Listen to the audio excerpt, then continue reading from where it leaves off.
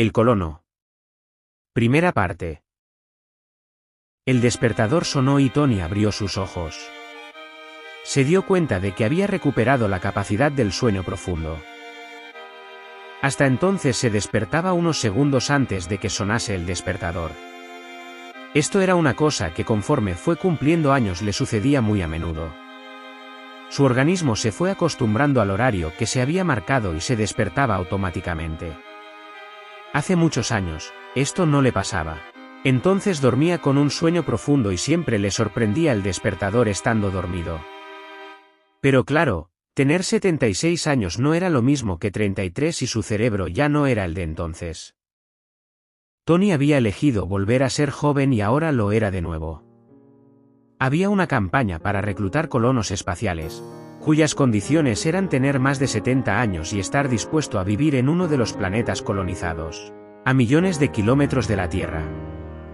Él se apuntó con 70 años, y le dijeron que el reloj biológico de sus células corporales sería revertido al equivalente de 25 años, y quedaría parado sin evolucionar en ese estado, es decir, no sufriría envejecimiento. A cambio sería transportado al planeta de su destino y trabajaría allí durante al menos 100 años, tras los cuales podría optar por volver a la Tierra.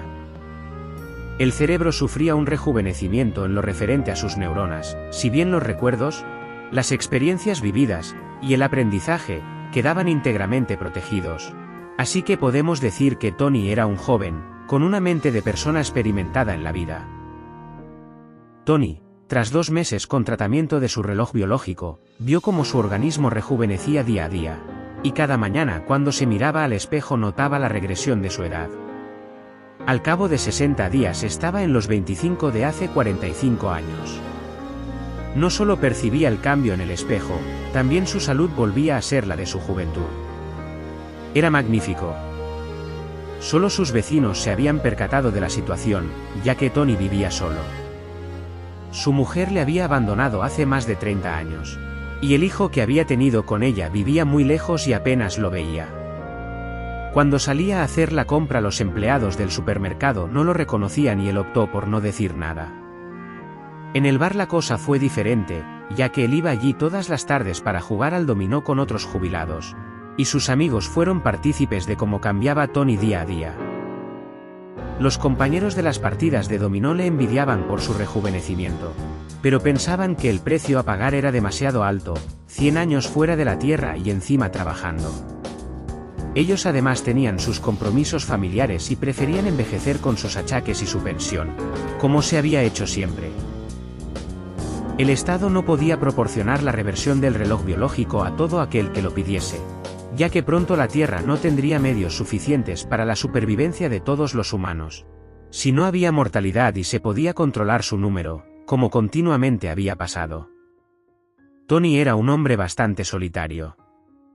Además sus mejores amigos habían fallecido y sus achaques y la escasa pensión no le daban demasiados alicientes en su vida, así que meditó que el cambio de volver a una juventud biológica, y una variación tan extrema, como trabajar en una misión en las colonias de planetas exteriores, hasta podría serle favorable. Tenía 3 meses para prepararse para el viaje de no retorno. Pensó en lo que iba a dejar en la Tierra, que iba a ser casi todo de lo poco que poseía. Su piso lo donaría a su hijo. La ropa y los enseres propios no los podía llevar. El Estado le proporcionaría ropa adecuada a su nuevo destino. Allí se le cedería una vivienda en alquiler gratuito perpetuo, con todos los gastos pagados. Y cobraría un sueldo que era 6 veces superior a la pensión que en la Tierra estaba cobrando. Recogió sus fotografías familiares, vídeos y música y los mudó a formato digital.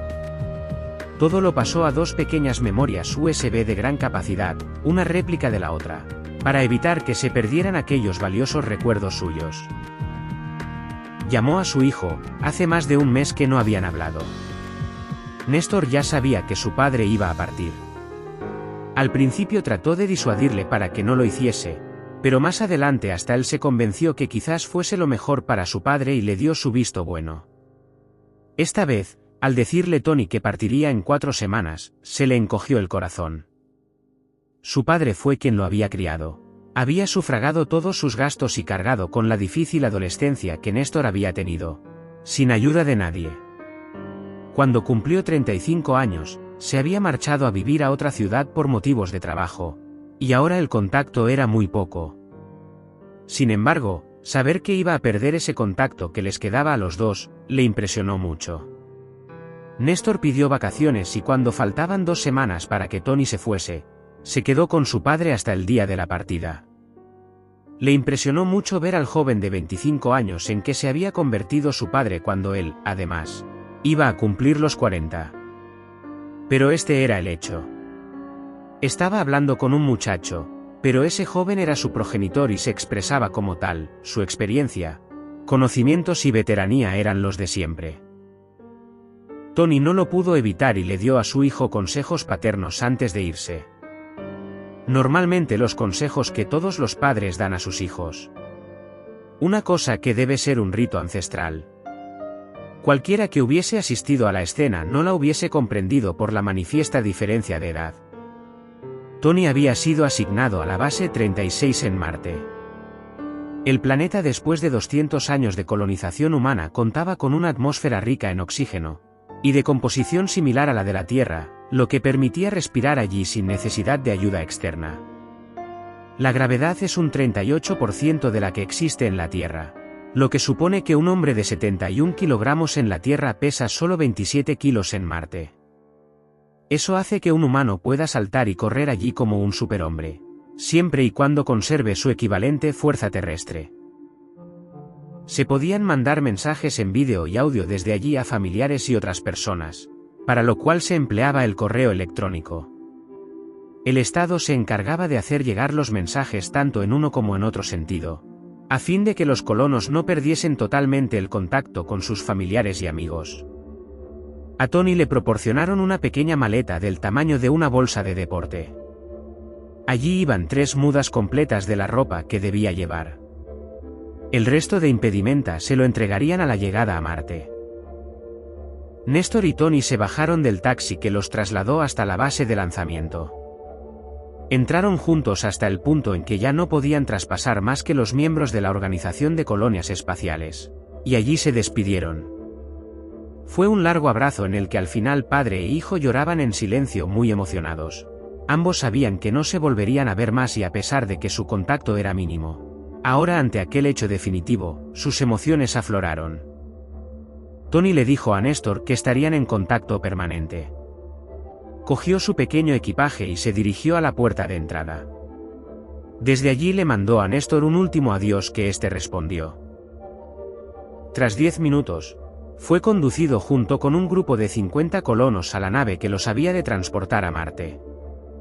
Al cruzar la puerta de entrada al transporte, Tony pensó que aquello no tenía vuelta atrás, y eso le hizo sentir como el peso de una gran losa caía sobre él.